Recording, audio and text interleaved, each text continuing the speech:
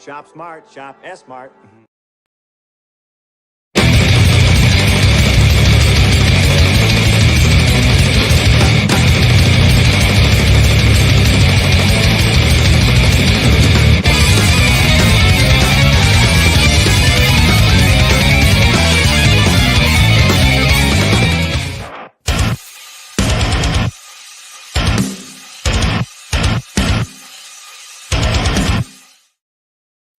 What's up, you magnificent maniacs, and welcome to another episode of New Bliss. I am your host, DeathMetalHero, and with me is longtime friend of mine and the channel, Mr. Michael Oden. How you doing, brother?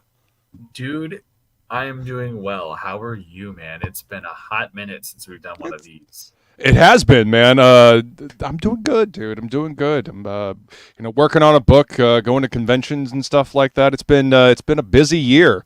It's been a busy year for you too, man. And it has been a hot minute since we talked. I think the last time we got a chance to talk was when you guys were doing Judex. Yeah, with Neff over Global Frequency. The reception to that book has been awesome, and I know that It's a beautiful book to do book 2. But today, speaking of book 2s, that's what brings us here today. That's right. The second chapter of The Embrace went live last week, and it's been doing well despite Indiegogo's best efforts. We will succeed in spite of Indiegogo. Indiegogo can take a long walk off a short pier, with their shadow ban and shit. That's certainly how I feel about it. They we were apparently shadow banned at launch, and it was an amazing launch. We were on Bancrofts. We funded within half an hour, which was great. We've crossed our first stretch goal. We're almost at 6K, and which is 200% funding, and then our second stretch goal is at 250%. So we're getting it in. Especially for a campaign that's only been live for a week, we're doing well. Yeah. It's been a good campaign so far. I mean, I do think that if people could actually find our book on Indiegogo, it would be doing better. But well, Flying Feline's got you covered here with a link in the chat. Thank you, baby. I appreciate that. Absolutely. Thank you so much, Flying Feline. Good to see you. And we've got Seth hanging out in the chat. Hail to the room, chat and panel. This is going to be a great show. Yes, indeed. It's always a good time when I get a chance to talk with my homie.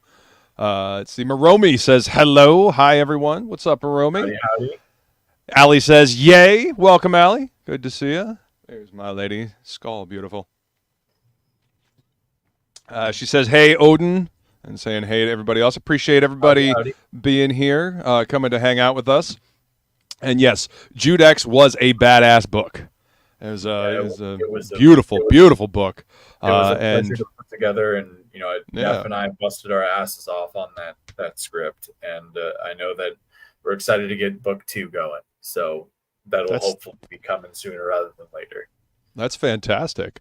Well, I mean, that takes my next question. I was going to ask what you've been up to since the last time we talked, but you fulfilled Judex, and obviously you've been working on this. I can't take too much credit on that.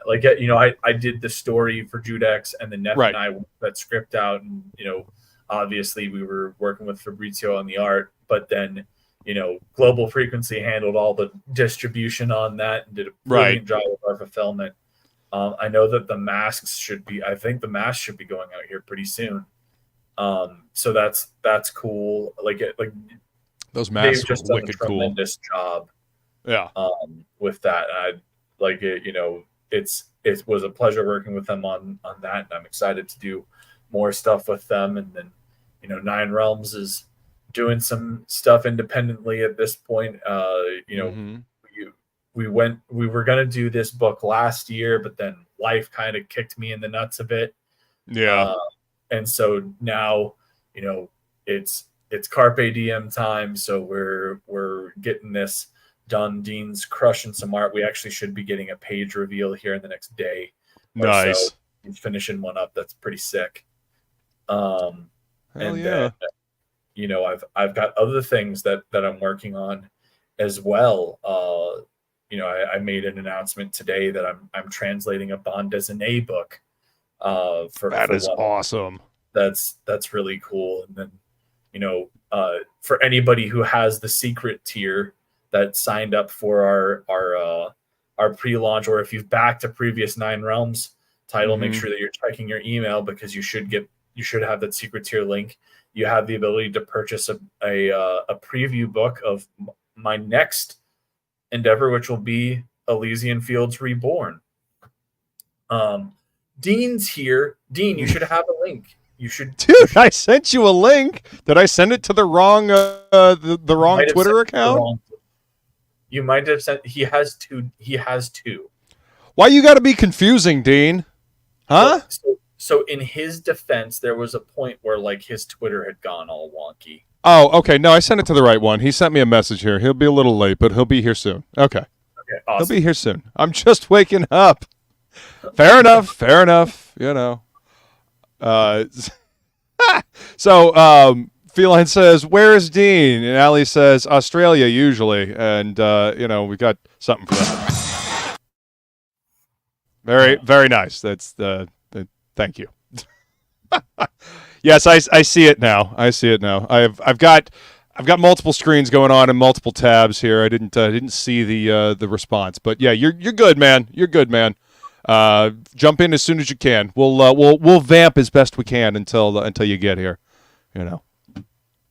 But dude, that bande dessinée book you showed me, that is some dope looking stuff, man. Holy crap. We'll take a look at some of that stuff here before like we leave this evening. But I do want the focus is obviously the Embrace too. That's right, man. Which is exciting. It's great to finally get this second chapter out, and especially after such a warm reception to the first issue. Oh, dude, the first issue was fucking great, man. I'm super excited to dive into the second one, just because I want to see what Strangle's all about, because we got a little bit of a tease of him at the end of the first book. You're definitely going to get to know him a bit better here in this second one. And this is the first kind of clash between the Embrace and Strangle, and as you can tell by the cover that Dean did, it doesn't really go the Embrace's way. It looks like he might be in a little over his head. I mean, Strangle he's huge. Yeah, that's a big boy. Yeah, or big monster. Strangle's a very fun character to write, and then obviously for Dean to draw. Right. There's a lot of different elements to him that are just really unique, and it's going to be very fun to kind of, as the story moves forward, kind of showcase how the Embrace and him play off one another in terms of their abilities. And how they use them. Well, I mean, just looking at the character design, I mean, it looks like they might have like a connection power set wise. Like, I'm curious to find out like how they're connected, like how it's going to play out. Do they have a similar, I don't know, a similar origin? I mean, I don't spoil anything, but these are the things that popped into my head when I first saw that image. Like, okay, so how are these guys connected, and how is it going to play out? So for anybody, I mean, granted, most of the people hanging out here probably know you and know the Embrace, but for those that might be watching a replay or catching this for the first time, give us a little bit of background on the Embrace. Where did this character come from, and how did the concept come to you? So, this character first came to me 2 years ago. I was going through a bit of a rough time. I was going through a divorce and a custody fight, and so I wanted to kind of take the negative emotions that I had been feeling and the feelings of loss and everything that I'd been dealing with, and turn it into something constructive. And always a good thing. So around this point in time, I got reminded of a story that I had read back when my son was first born, where they found this kid's body in a park that I used to go through. like I used to walk through all the time. That was a result of gang violence, right? And so, like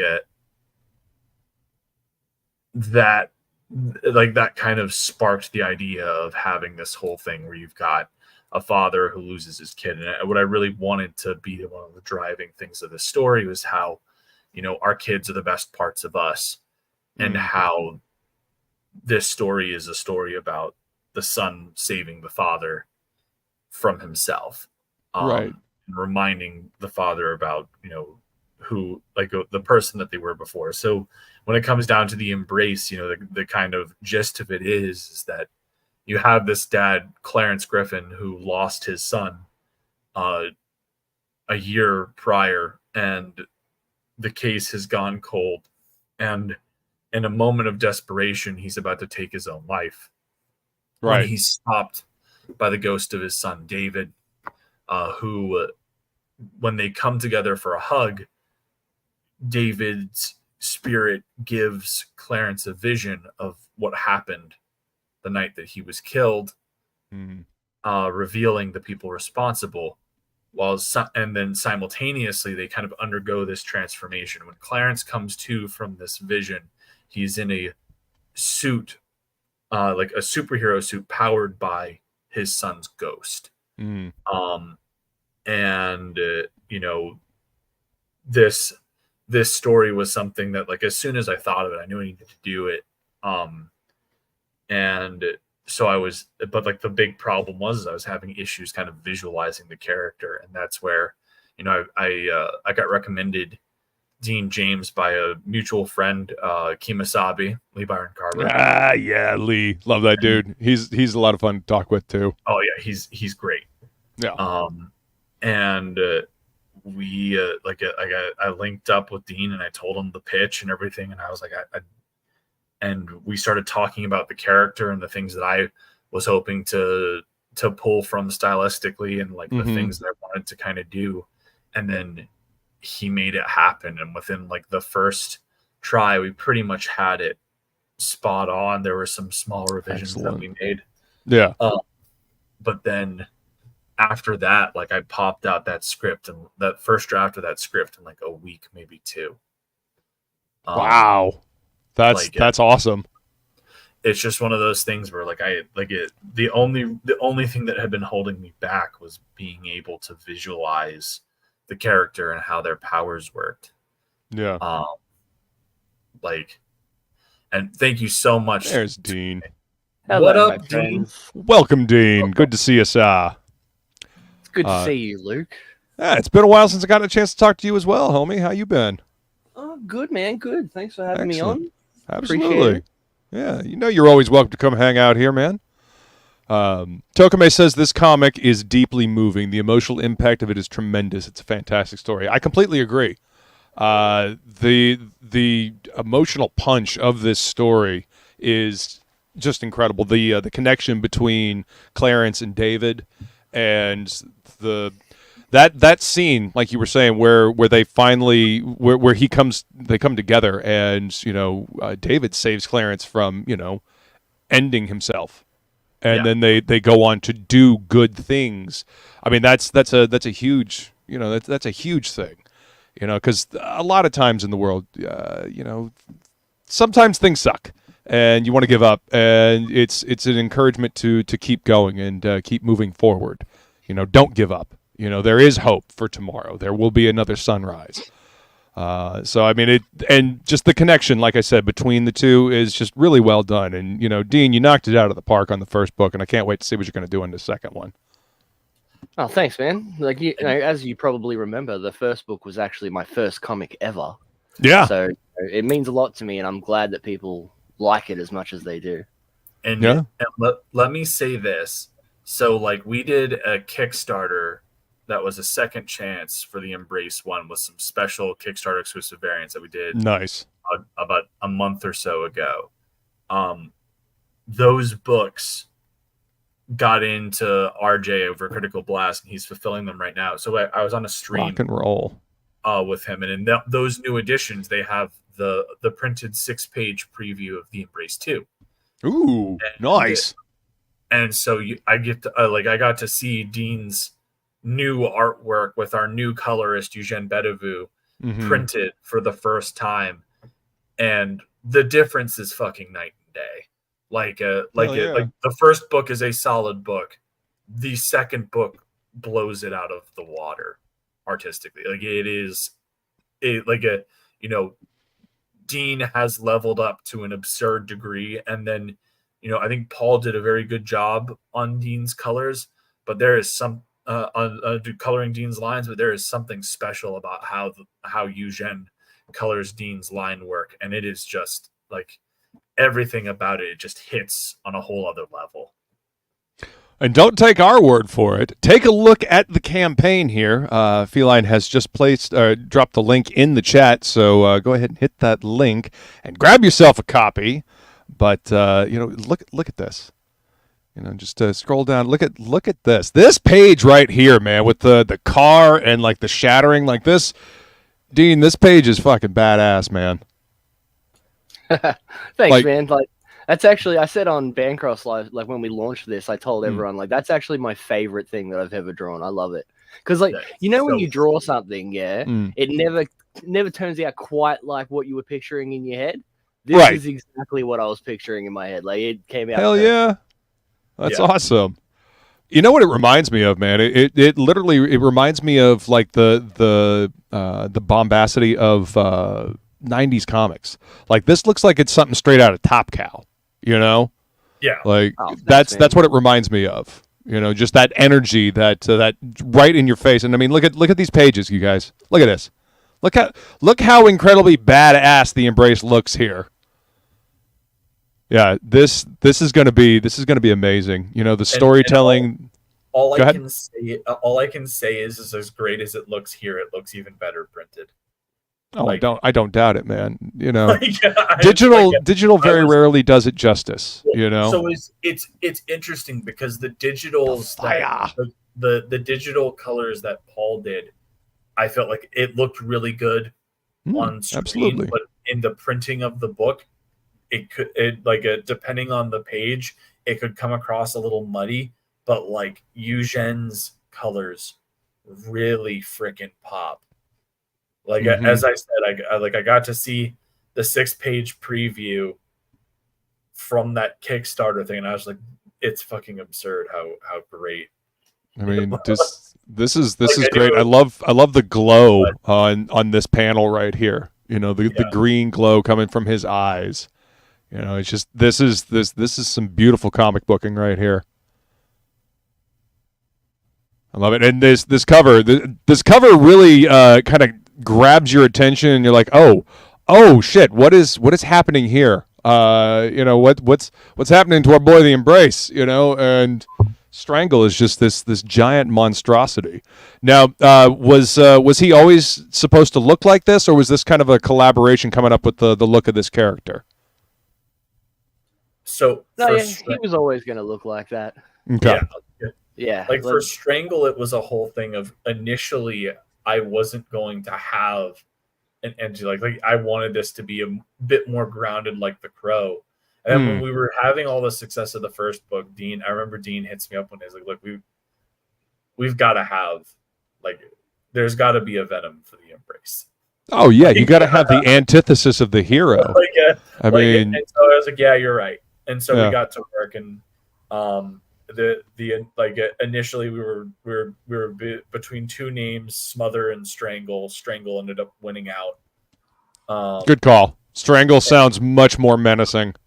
Smother is good too, but I mean, Strangle just there's that air of violence there. And I think both are menacing, but I do think that the ultimate going with Strangle was obviously the right call. And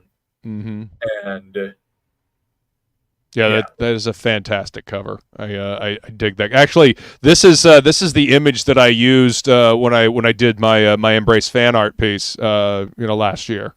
This is what I used as a reference to make sure I got old Strangle correct. So yeah, I studied this piece, Dean. I studied it a lot. It's badass. Wow, thank you. Yeah, absolutely. And I see you've got a cover by Irene, which is also badass. Wow. Yep. Yeah, we've got nothing but top tier covers this time. No kidding. I mean, this one I really like too. We didn't the last time. Well, yeah, it was a difficult thing one-upping the previous campaign in terms of variant covers. Like we had some really good stuff come in on that campaign. But I think Dan Dull, Barton Bros. Yeah, you had some bangers on the first campaign, and it's obvious you got some bangers on this second one. Oh, look at Bancroft just being all badass with this. That's cool. That is a moody piece. The all the hands cover, and then I also made a request to play Where's Waldo with the ginger root hand, so the ginger root hand is hidden in the cover. I mean, if you're gonna have Bancroft do a bunch of hands, there's got to be at least one ginger root in there somewhere, right? Of course. Yeah. And then Shelby Robertson just coming in and just doing what Shelby does and making a badass piece. I love the contrast on this one. Like it. Yeah. Well, you remember, it was only a couple months back, Shelby was doing all of those Frank Miller style pieces. Mm-hmm. Yeah, in the death blow, Frank Miller style. Yeah, totally. Yeah, exactly. I was in his chat when he was doing those, and I was in the chat, I'm going, Shelby, you've got to do one of these for me. Can you do one of these? I'll pay you. Blah blah blah blah. And then I ended up talking to him about that and getting this done, and it ended up being probably my favorite cover out of a lot of them, even including mine. Shelby does good work, man. There's no denying that. I mean, that I love the contrast in this, the graphic nature of it, like that the black starry background, and then just the little bits of shadow and the white. Just it makes everything pop, and all kinds of movement. Yeah, absolutely beautiful. All right, so you got a collector's box over here. That is pretty rad. Tell me what's in the collector's box. That's just everything. It's got all of the variants outside of the Haunted Edition, because the Haunted Edition is limited, is a limited edition, of 50, where they're signed and numbered by Shelby and they're glow in the dark. But you still get the Shelby variants because it's the cover for the Spectral. Yeah, which is I was just about to say that. So the Spectral Edition, as you remember from the first book, is the black and white edition of the Embrace. So that'll the Spectral Edition book 2 will have the Shelby cover on there, and so you'll get all of those covers. You get a copy of the Embrace one. You get the Embrace T-shirt. You get a sticky hand. You get I still have my sticky hand. you get an Embrace standee, and you get a mini print gallery. Wow, that's a hell of a deal for $200. That is great. And the box looks really cool. Who did the artwork for the box? This was done by a guy named Shimhack, and I found him because he got really big about 2 years ago doing a lot of digital paintings for Elden Ring and Berserk that went. Oh, okay, cool. Right on.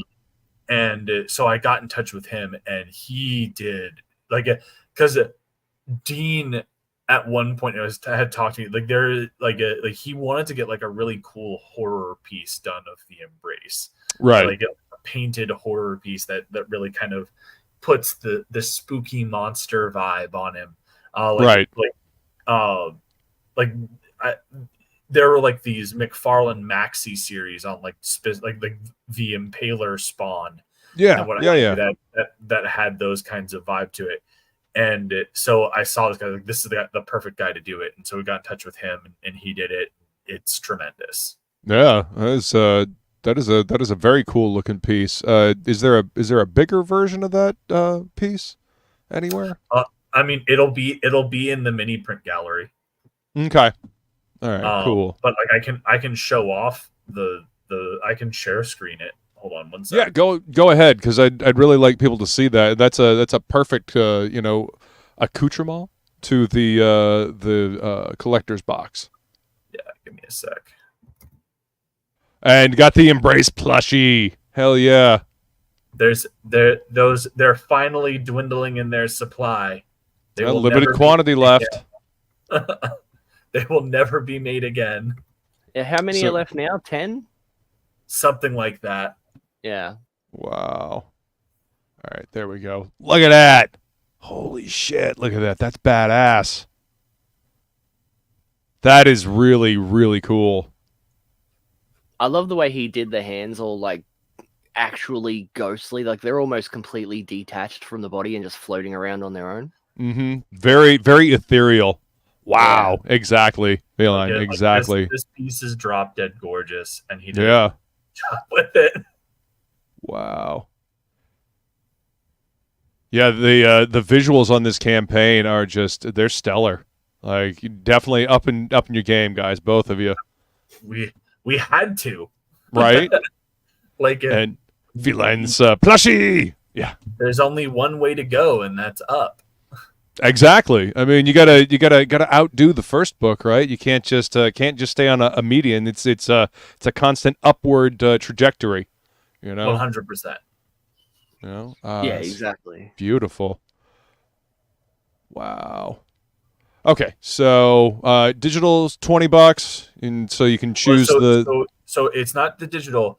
It's you get the physical book plus digital. Oh, yeah. Everything that's awesome. Digital, I'm not charging people. So here's the thing. Nobody backs digital tiers on Indiegogo.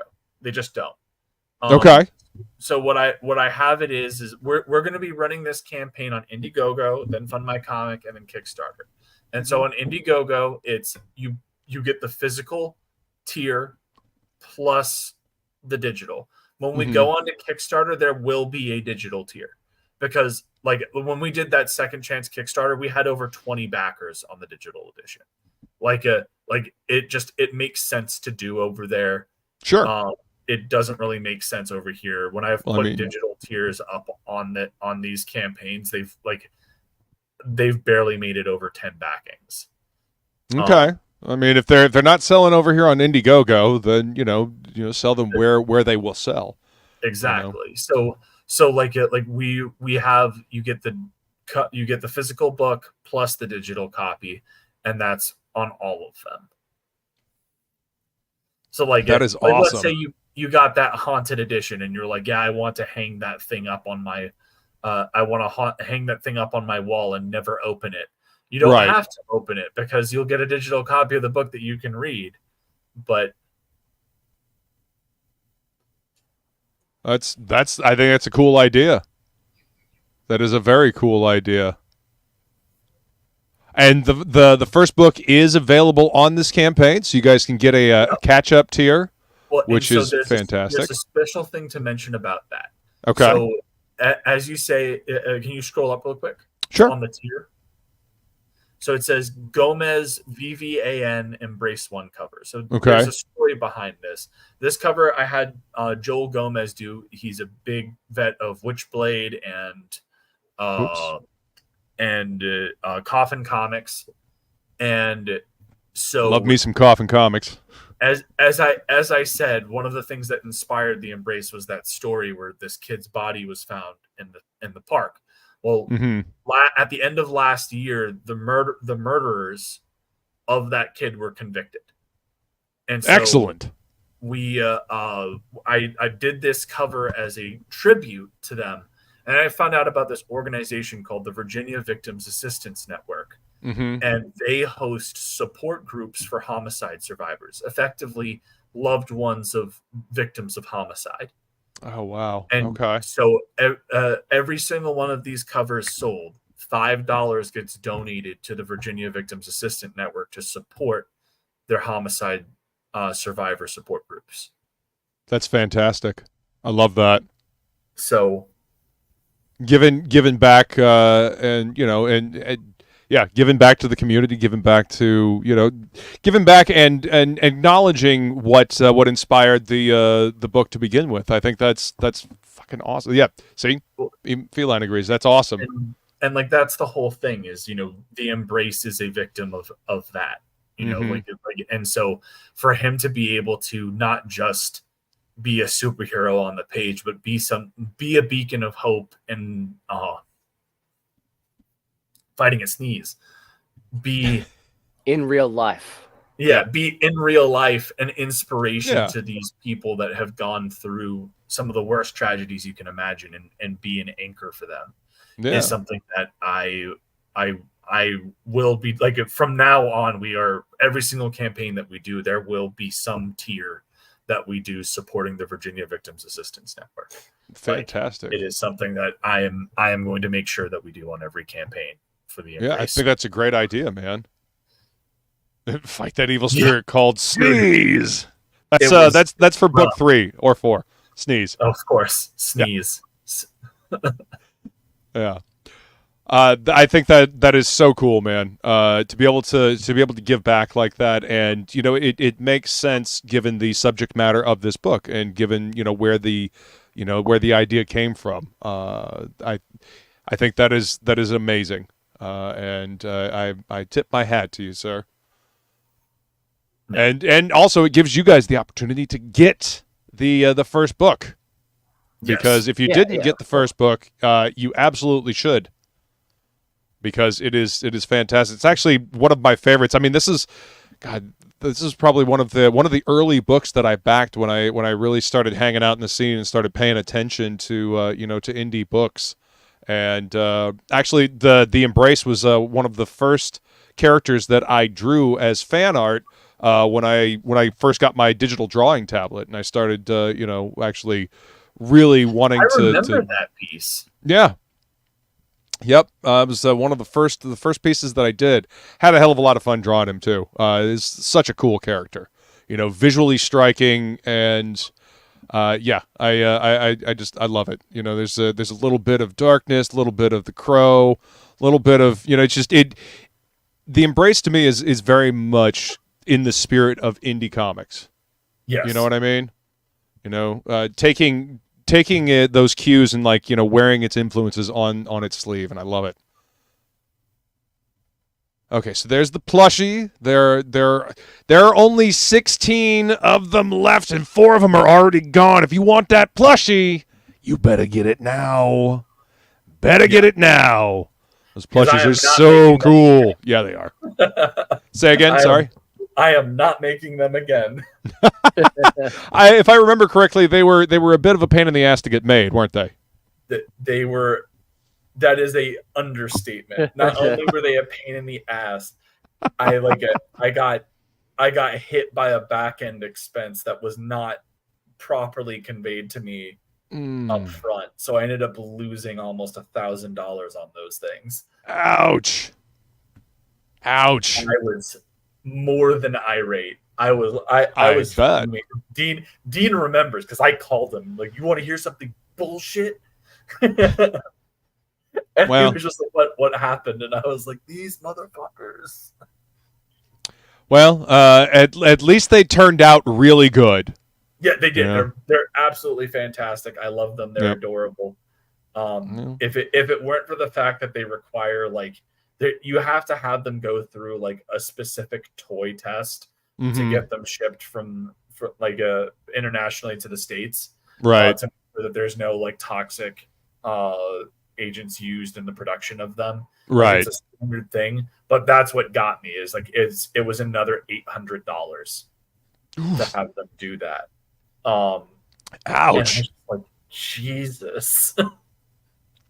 Yeah, that is rough, man. I'm sorry to hear that they took that long, but they really did turn out great.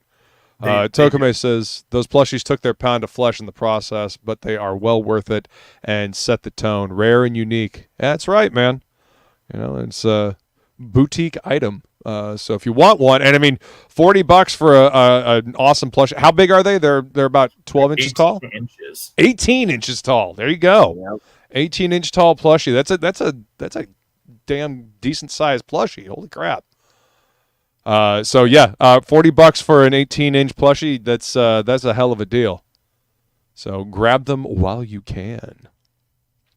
Okay, and so we got some original artwork on the campaign as well. Yes. Dean James art. Oh, that double page spread. Oh. Yeah, and all original art comes with a copy of the book as well. Excellent.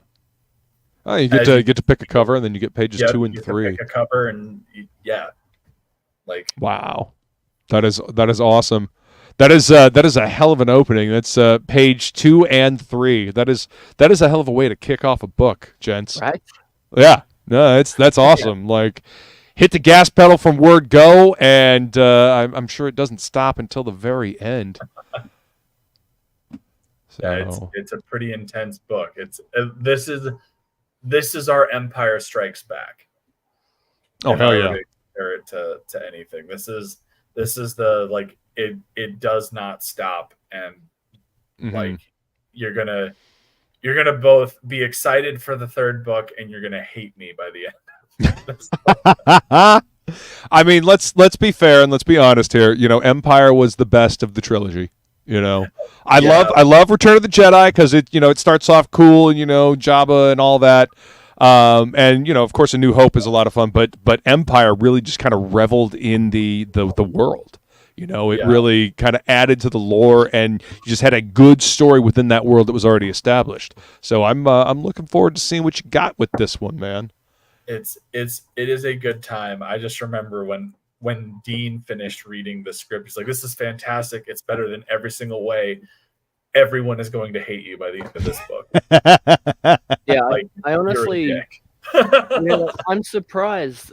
I don't know how to put it. Like, how the first one is, you've got to do certain things, and whenever you have the first, episode or issue or movie of anything, right? You've got to establish the world and the character and all that. Now that we've got that out of the way, you have number 2 where it is just, okay, you know what's going on. Let's jump right into it. And so the whole book is much more action packed, and it's still got those warmer moments. And of course, David and Clarence are going back and forth throughout the entire thing. So you still have the great father-son dynamic. Yeah. But I don't know how Oden's going to top this in number 3. Like, honestly, I think we might get to the end and everyone's going to say number 2 was the best one, because this one is so good. I mean, he'll find a way. He'll find a way. He'll find a path to make number 3. The pressure is on. Right? The pressure is certainly on, but I think that I have the right character for it. There is a character that we introduce at the very end of this book.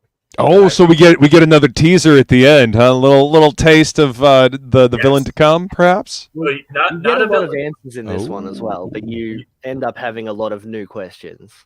There's a new character that gets introduced at the end of this that I am very excited to explore more stuff with. Excellent.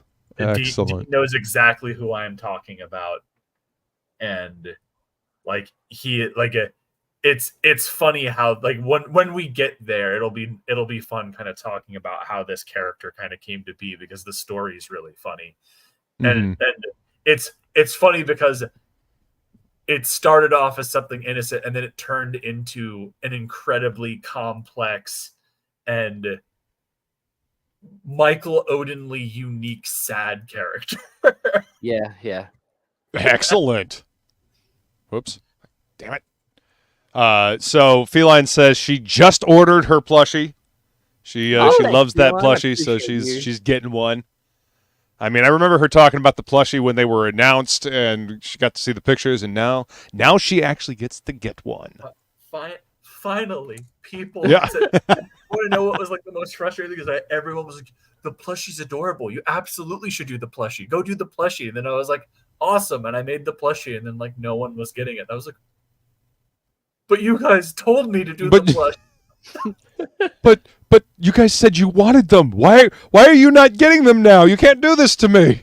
Yeah. You just had a room full of plushies at one point, and it was I do. I have I have a box. It's in like my I have a mid-size SUV, so I have a box with all of my like books and everything that I take to comic book stores and conventions and stuff and what have you. So I have like the box of plushies that just sit there, and I just look at them and I'm like, "You're adorable." But why get out of my car? Some person says, "LOL, don't listen to us." Yeah. It sounds about right. What's up, some person? Thanks for coming to hang out with us. Yeah, Tokame says that Feline, you will love it. I ordered one from the Kickstarter campaign, and they look so cool. Hell yeah. Nice. Cool plushie to go along with a damn fine book. And I see that like all of the other original artwork has sold, with the exception of the Joel Gomez original cover and the 2 and 3 double page spread. That's fantastic. I should love note hearing that for whoever buys that Joel Gomez piece, a portion of that sale will be donated to the Virginia Victims Assistance Network as well. So you are a gentleman and a scholar, good sir. That is so cool to be able to do that. So I guess my next question is, after 2, how many of these issues do you see this going? How long is the story? Where does the story go from 2? I mean, minimum obviously of 3. 5, minimum of Nice. 5, maximum of 6. I might have to split what I have planned for book 3 into 2 books. Okay. Because like I don't want to overload it with as the character that you the character that you meet at the end of this book is kind of like a Yoda figure, and it's kind of there to really help Clarence understand what he's going through, and like help guide him through what he needs to be doing. But then there's also stuff that David is going to be getting some answers in book 3, and then there's also we have to have a spectacle that goes on, because it is a comic. People want to see some cool action and shit. So I need to be able to balance that. So, and we already had a massive jump. So the first book from cover to cover was 48 pages. This book, just story, is 56. Oh wow! So you're getting a solid chunk more story than you did in the last book. That's fantastic. Yeah, as I said a minute ago, you get a lot of answers in this book, but you also end up with a lot more questions. And you remember in the first book how there's a whole gang of people that murdered David, right? You get to meet them all properly in this book, and you get to know who they are a bit better, as well as Strangle and some other things. We flesh out the relationship between Captain Stone and Clarence himself. And there's a lot. If you actually look at that page there, that's the first page at the very bottom. You scroll down a little bit, and that's Clarence's phone there. And as you can see, they knew each other when David was alive. Yeah. So we fleshed that out a little bit more. We properly introduce the gang that murdered David, and then as well as introduce Strangle and the mysterious lady that helped David come back in the first place. You get to finally see what that is about. You'll get to see her a little bit. There's a lot of stuff in this book, in probably one of my favorite sequences of the second book. There is a specific scene of the second book that Dean has not drawn yet. And it is my most anticipated page, because it's got my favorite Clarence moment of the series so far. That is awesome. That sounds very exciting, and I love getting the answers to some questions that were brought up in the first book, but then getting more questions, because that keeps you engaged with the story. That makes you come back for more. I love that. What? The villains get strangled? The villain is strangled. Extra questions. Say again? People can probably guess who Strangle is just by looking at him. If you really went through the first book and the second book, you could there's only a couple of characters that Strangle could be. It's the worst kept secret. You will know who Strangle is by the end of the second book. You'll definitely know who Strangle is. There is no ambiguity about it. I'm going to go back to the first book and look through with a fine-tooth comb now that you said that. Oh, okay. I mean, I kind of had my suspicions, but yeah. Well, there's only a few characters it could be, Right. So it's not. Yeah. It's the worst kept secret ever, because we haven't announced it, but honestly, you could probably guess. Yeah. Right. There's very little room for who it is. Dirk? And in the second book, it's confirmed pretty early on, within the first 15 pages. I think we confirm who Strangle is. That's awesome. I'm looking forward to it. So, what would you say the overall theme for this volume is for number 2? If it had an overall theme. Patience is a virtue. Okay. All right. Yeah. No, that makes sense. Given the first page here, and yeah. Okay. Like, so there, Clarence is riding on the high of the success of everything that's going on, and so at the end of the day, what we have in the Embrace is Clarence is finally dealing with grief, right? He's been stagnant in sorrow for so long, and so now we're kind of at the anger stage, right? He's happy that he's doing this with David, right? The Embrace this kid is something that he genuinely enjoys, and you get to see a lot more of them kind of doing back and forth, and Clarence is way more eager in this book than he was in the first, right? But he's got a new lease on life, he's sure. Yeah, he's more energetic. Though, is on the adverse of that, his interaction with the world around him is very much more abrasive, and very much him being bitter. And he's become a bit of an asshole.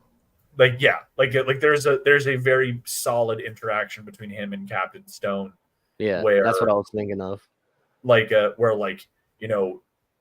He's very much an entitled jerk, and is okay. So he lets it go to his head a little bit, huh?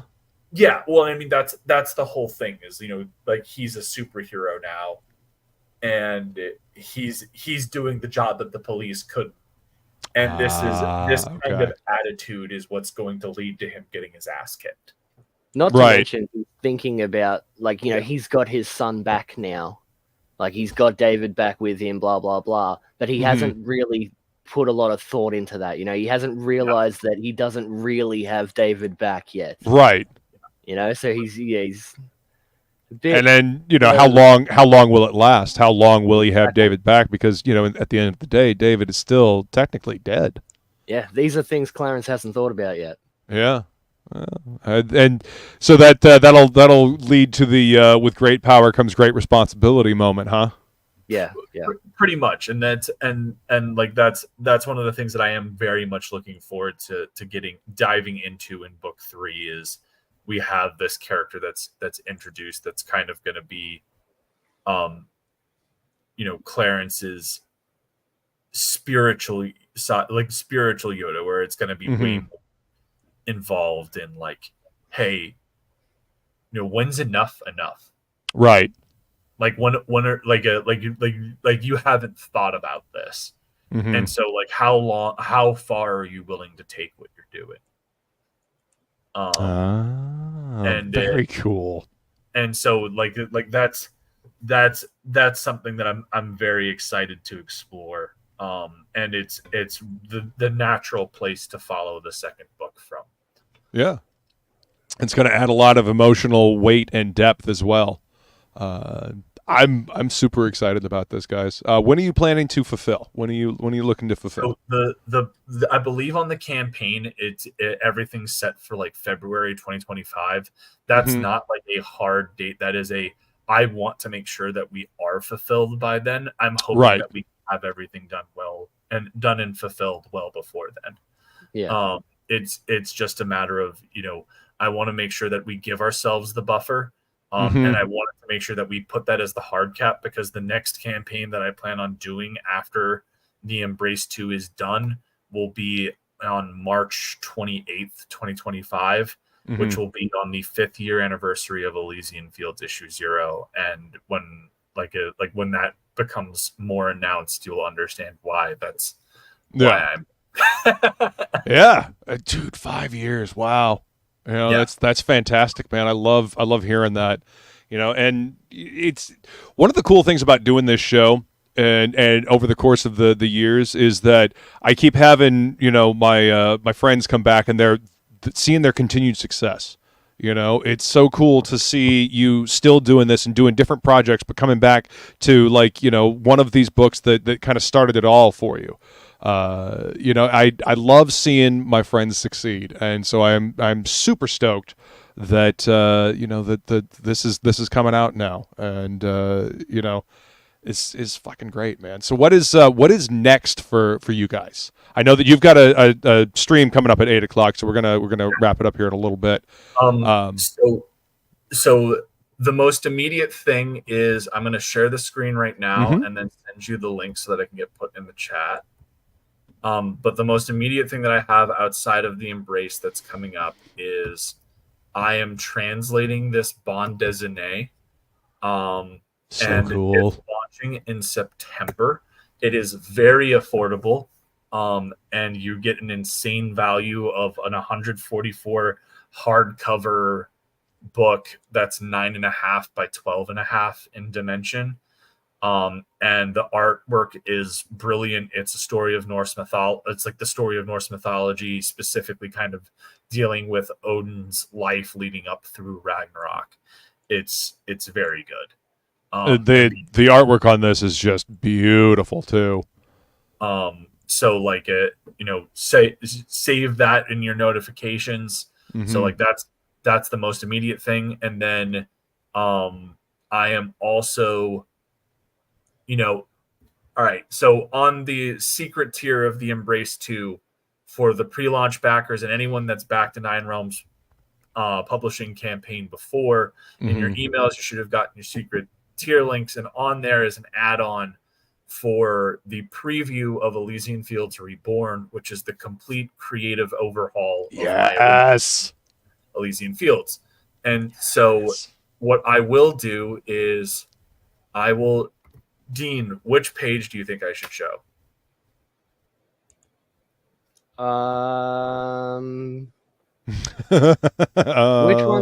Which one's is the one with the horses finished coloring? Yes. Yeah, it's that one then.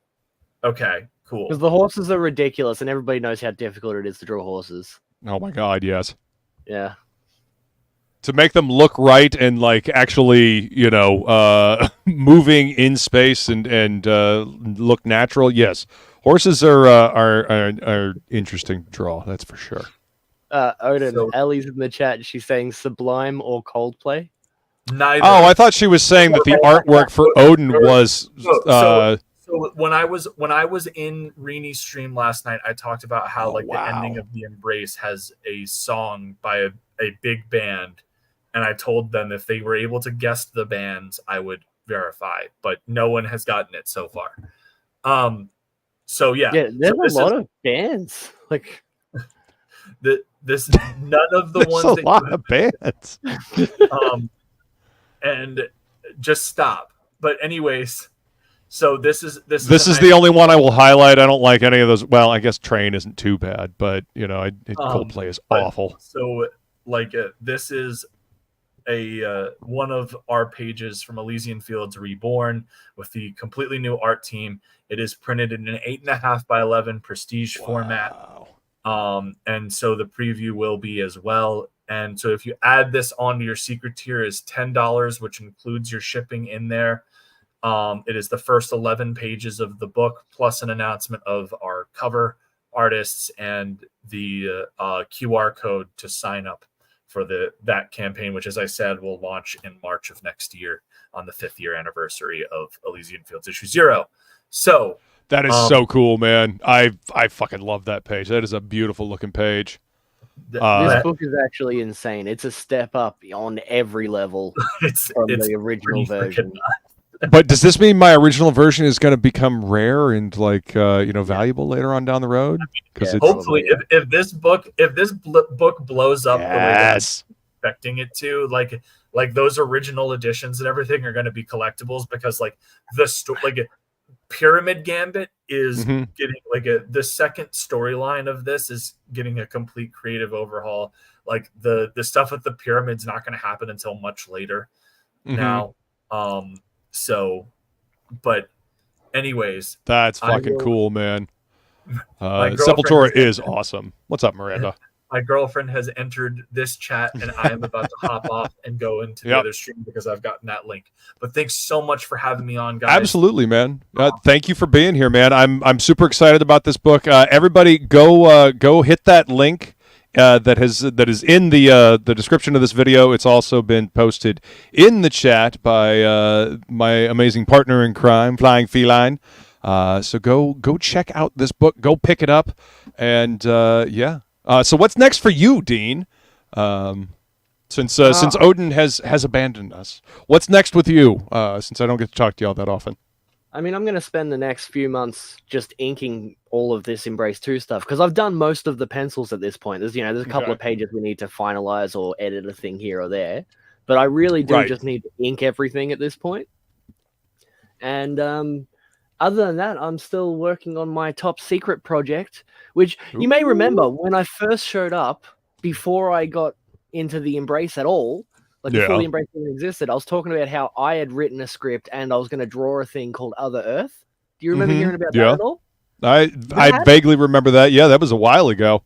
Yeah, that was a long time. That's been a long time in the making. I accidentally wiped my graphics tablet and lost every single thing I'd ever made for that book. The only thing I have left is the script and the actual cover itself.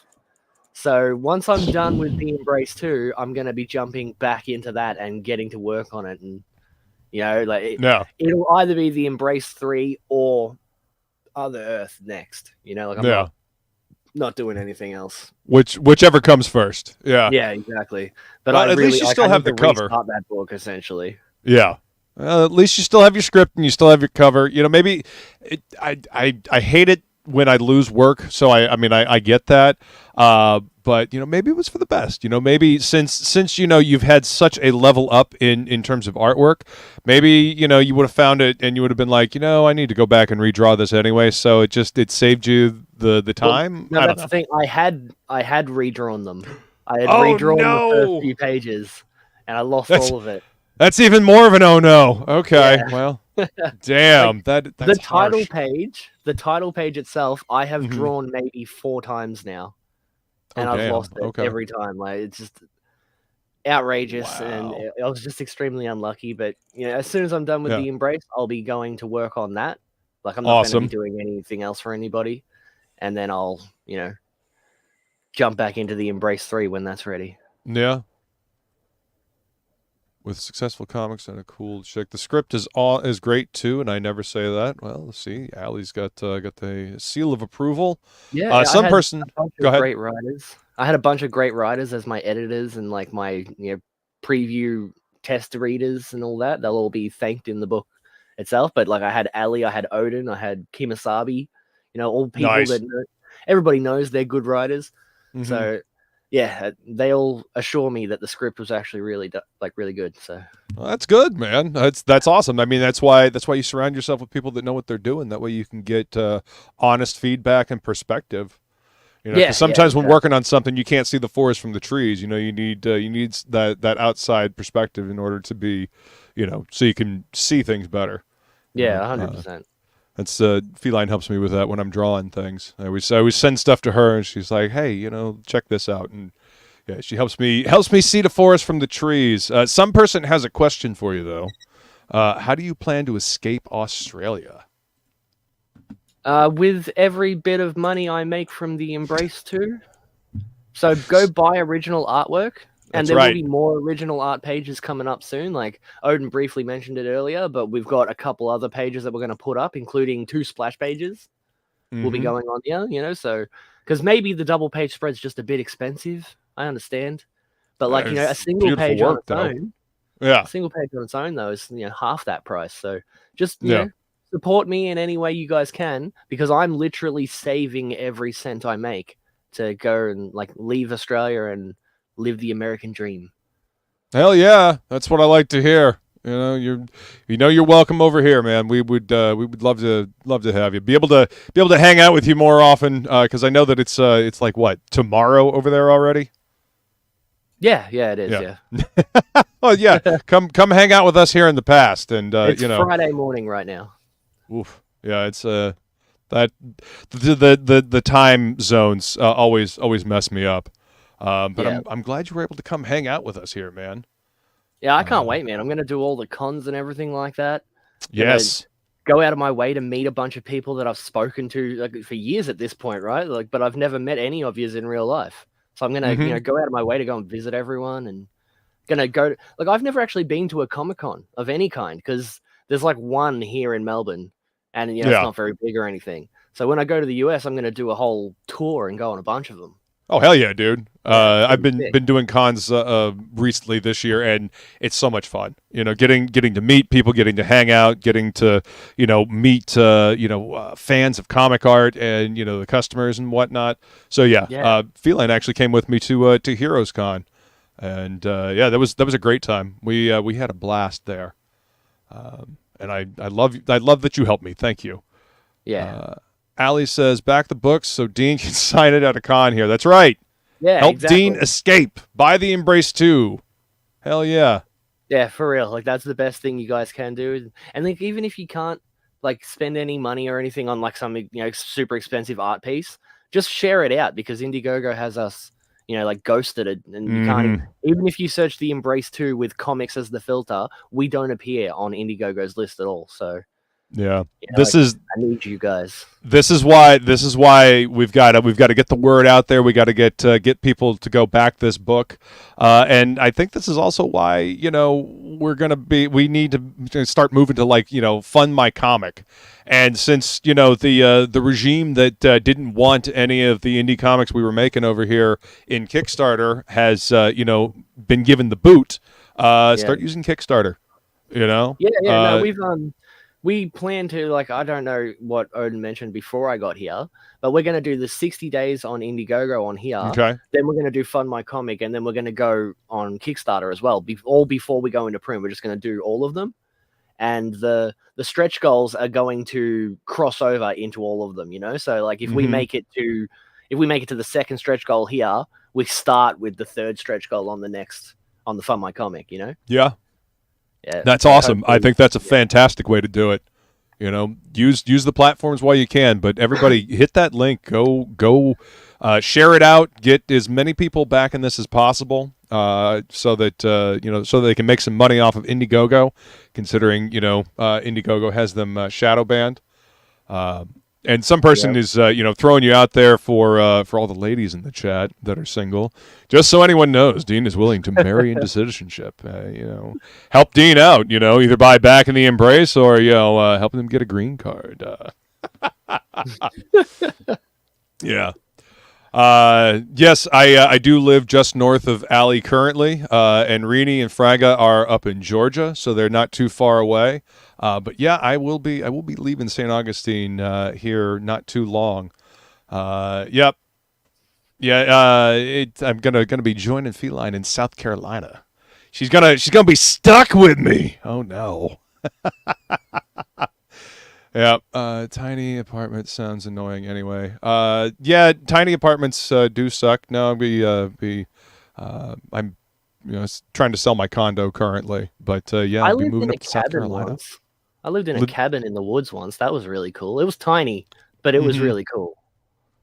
Oh yeah, well, I mean, they're fun to visit. It's fun to have like a small space, all to yourself. But after a while, it's especially if you've got a collection of things, it can get a little claustrophobic. Yeah, I've officially run out of shelf space at the moment. Like I can't buy anything. If I want to buy, a box or something like that, I'd have nowhere to put it. If I want to buy even books, I've got maybe 5 books worth of space left. Mm-hmm. Like I just don't have any room on any of my shelves anymore. I need to get more shelves or something. Yeah, no, I hear that, man. It's never too many books. It's just a lack of shelves. 100%, man. 100%. I mean, obviously, I'm quite a fan of books, and this is just a small cross section of the collection. So I fully understand that. Cabins in the woods are fun. Feline says joy being stuck with me. Yeah. Lived there for I don't know, 2 years or something. It was sick. It was really cool. But driving, it took us an hour to drive to town to go shopping every week, That can get a little annoying. That can get a little tedious. But I mean, being that far removed from people can also be kind of nice. It was so relaxing. Just generally always relaxing. Mm-hmm.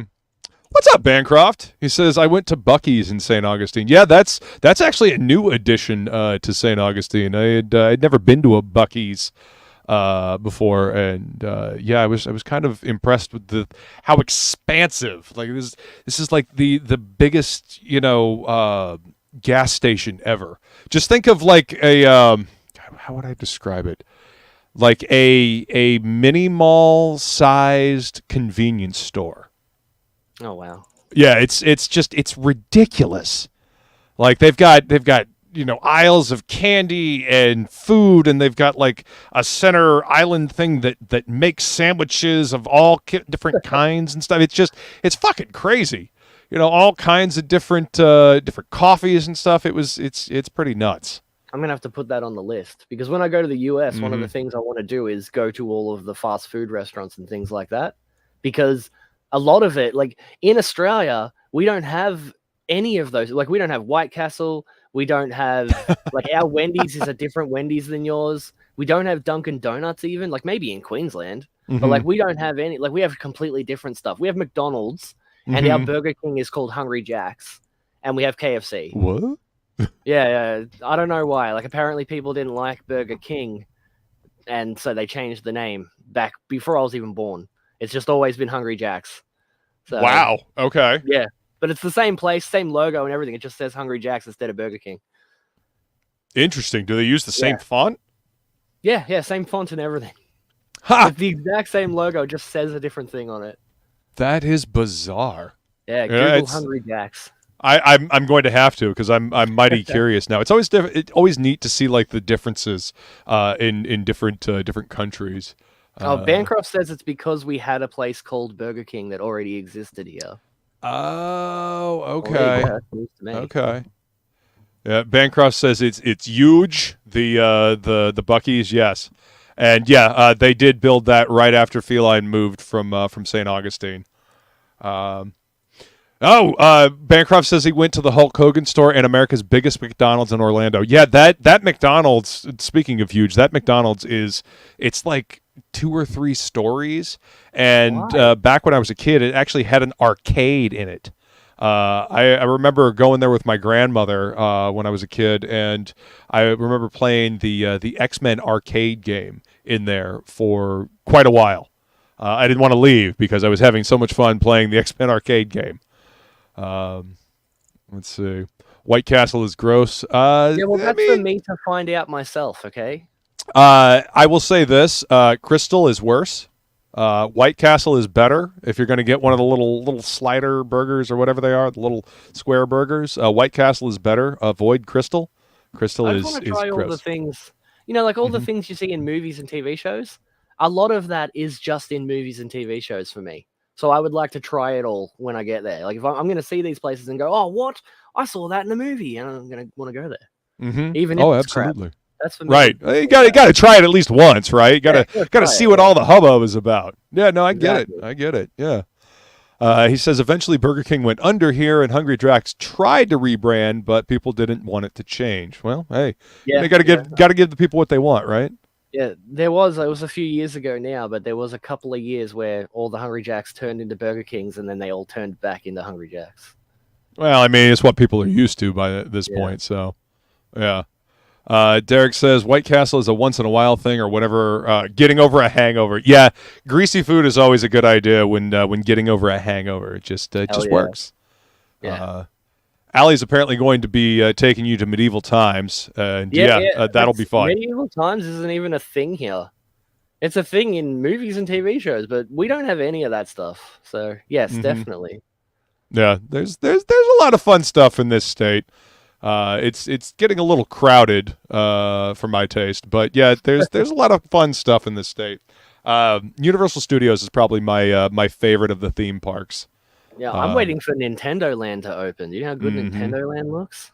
Yeah, though I saw the proposed setup for it. I think it's cool that Universal is kind of like taking that route because Harry Potter Land is actually pretty cool. I would rather go to Universal than Disney at this point. 100%, dude. 100. Dude, they still have the Marvel Island of Adventure. They opened that in like 1999, back when I was still in high school, and I did not want to leave that island. They've got Adam Kubert artwork all over the place. They had people dressed up in costume. They had comic shops there. I mean, it looks like a comic book. It's really cool. Even comic shops. Comic book shops are few and far between in Australia. So that's too bad. Yeah, I want to go to every comic shop I see. Like I'll be pulling over constantly. You gotta get over here before they're all gone. You know. Yeah, that too. Yeah, gotta be quick. Bancroft says he still wants to try Chick-fil-A. I do like their chicken sandwiches, and they have this honey roasted barbecue sauce that is just fucking delicious. I try not to eat fast food. Like I try to avoid it at all costs, and I'm usually pretty successful. But every now and then, hanging out with my buddy Brett, he's like, dude, I want a Chick-fil-A sandwich. We're going to Chick-fil-A. I was like, all right, fine. Yeah. Feline says, time to move up to the foothills mountains. I agree. Get away from people. It's quite a bit less crowded up there. Plus, it's absolutely beautiful in South Carolina. Just gorgeous. The Spider-Man ride is fun. My favorite my favorite roller coaster though is the Hulk coaster. Absolutely love the Hulk coaster. If you get a chance to go to Universal Studios and go to the Marvel Island of Adventure, get on that Hulk coaster. It is great. I'll definitely check it out. Bancroft says Camel took me to an awesome comic shop near his house. That's awesome. Is Camel in Florida? I didn't realize that. That's awesome. Man, like we need to have like a fucking Florida meetup. Yeah, I mean Donald DeLay is in Florida as well. Yeah. I mean, up in South Carolina, I'm not too far away from Florida. But seriously, Heroes Con should be like the mecca for everybody to show up because it is a great convention. Got to meet Andy Smith and Dennis and God, I mean, I got to see Billy Tucci again. Of course, I got to see my buddy Fraga. I usually swing by Fraga's and say hi to him on my way home from visiting Feline because he's not too far from her. But yeah, Heroes Con was fucking fantastic.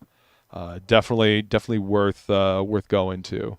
Yeah, I saw the photos that you guys were all posting when it was happening, and it looked fun. Yeah, those were all pictures that Feline took. She kind of became the unofficial photographer of Heroes Con for our little neck of the indie comics scene.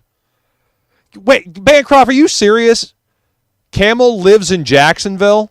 That is literally like a hop, skip, and a jump away from me north. You're gonna have to go to Camel, right? Like, come on. Like I'm gonna be at what is it? Enchantment Con up in Jacksonville on the 26th. It's a Saturday. Yeah.